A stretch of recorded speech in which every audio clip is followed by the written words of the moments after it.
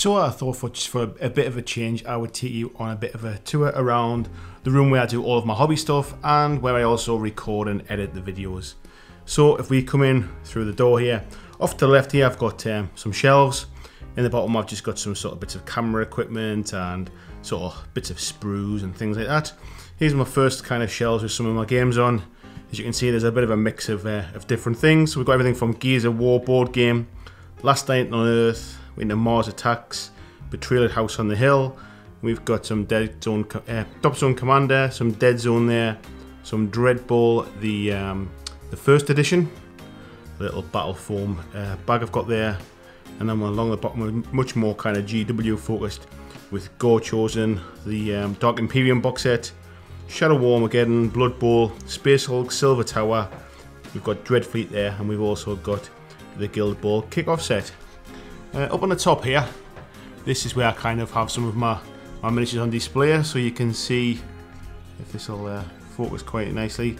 We've got some of the rebels from Star Wars Legion here, and a little X-Wing model that I bought is more just for sort of a bit of blocking terrain type things. At the back here we've got some Guild Ball.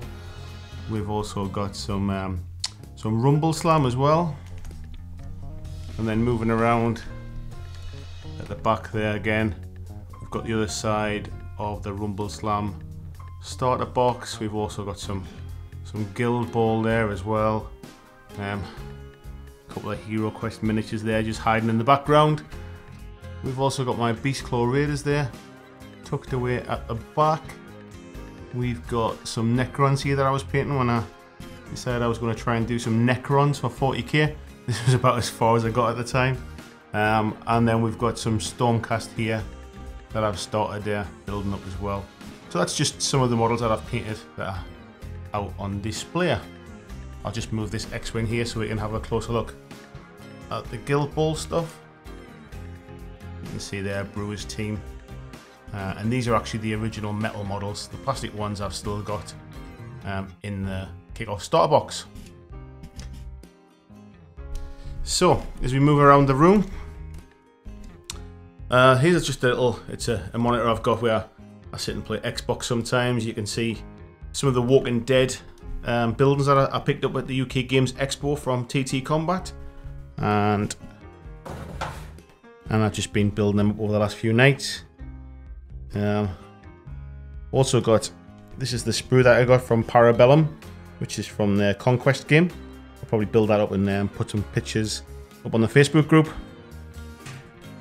Here you can see the Death Guard side of the Imperium box. I thought I would build them up and maybe have a little bit of a game with my son, just to kind of, as I say, I've never played 40k yet in this 8th edition, so I thought I'd just get them all built and have a bit of a try. And then you can also see I'm just making a start on the Space Marine side as well. I'm going to paint them up to look like the kind of the Blood Angels there. Yep, I've got a couple of paint racks that I got from TT Combat quite some time ago, storing pretty much only GW paints really. I do have some P3 ones at the back there, and since I got my airbrush, which we'll come on to, I've picked up a little bit of Vallejo there as well. But that's my mix of paints really, not overly too many. I mean, some of them really are the original old sort of hex pots. And to be fair, they're still going alright, they're sealed pretty well. So along the front here, you've got some more of the Stormcast that we can get that focus there. Some more of the Stormcast that I'm building up as well. Made a start on the Skaven here for Shadespire as well. So working my way through those guys. You can see tucked at the back here, these are the Imperial side of the Legion core set that I just got finished last night. And this is kind of my painting area, so lots of natural light coming in through the window as well, and a couple of lamps for an evening as well when it's a little bit darker. And I've just got, I think this is just a kind of a desk cover thing from IKEA.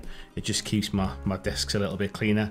And a nice little paint station there that I got from the XLC, who very kindly put my logo on for me as well. So, and then moving around a bit more, I've got an airbrush extraction booth, which just takes away some of the fumes. If it's too bad, I can always open the window as well, and that'll pull them out. But what I find generally is that the filter is good enough for the acrylic water-based paints. I also just line the bottom as well with some kitchen towel. It also blocks off the sides, so no paint can spray through there. You'll be able to see as well, for all this folds down, I've taped down the sides just to stop any loose bits of paint coming out. As you can see, it's kind of sprayed up the side a little bit. It just keeps it clean. Moving around to the side here, so just got my primers and my thinners and stuff, and my airbrush. This is actually just the cheap airbrush that came with the kit from Amazon. I wanted to give it a while using this really and getting used to it before I upgraded to anything better. And to be fair, it's suiting my needs at the minute. And then moving around here, this is another set of Blood Angels that I started painting up from a Blood Angel box set. You can just kind of see if we can get this guy to focus. Not the best lighting here for that. I think what I'll do is we'll do a hobby video at a later date.